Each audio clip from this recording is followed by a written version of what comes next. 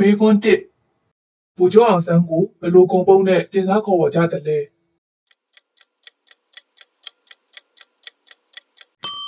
လွတ်လပ်ရေးဖခင်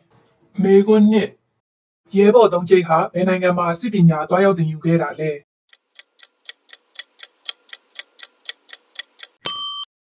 ဂျပန်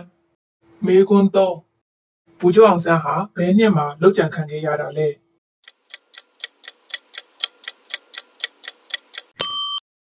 1948ခုနှစ်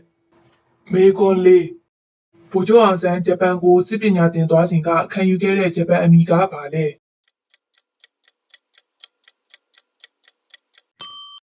အိုမိုဒါမွန်ဂျီမေကွန်းကဗိုလ်ချုပ်အောင်ဆန်းရဲ့ဖခင်အမည်ကဘယ်သူလဲ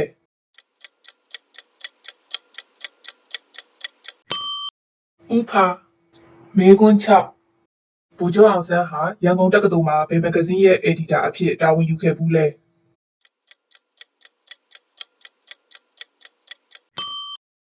အိုးဝေမဂ္ဂဇင်း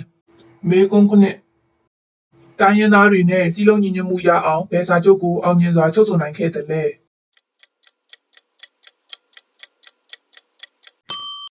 ပင်လုံစာချုပ်မေကွန်း8ဗိုလ်ချုပ်အောင်ဆန်းဟာငယ်စဉ်ကဘယ်မြို့မှာကျောင်းပညာစတင်သင်ယူခဲ့တာလဲ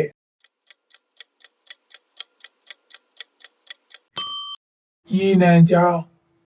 မေကွန်း9ဗိုလ်ချုပ်အောင်ဆန်းဟာဂျပန်ကိုမသွားခင်ဘယ်နိုင်ငံကိုအရင်ရောက်သွားခဲ့တာလဲ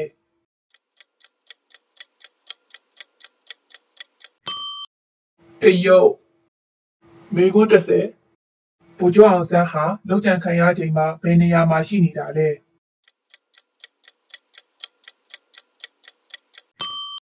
အတွင်းဝင်များယုံမေကွန်း17ဗိုလ်ချုပ်အောင်ဆန်းနဲ့ဒေါ်ခင်ကြည်တို့ဟာဘယ်နေရာမှာစတင်ဆုံတွေ့ခဲ့ကြတာလဲ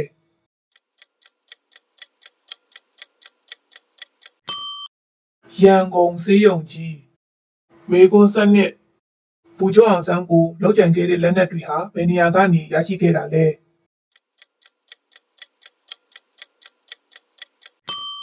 ဗြိတိရှစစ်တပ်ကိုယ်တော်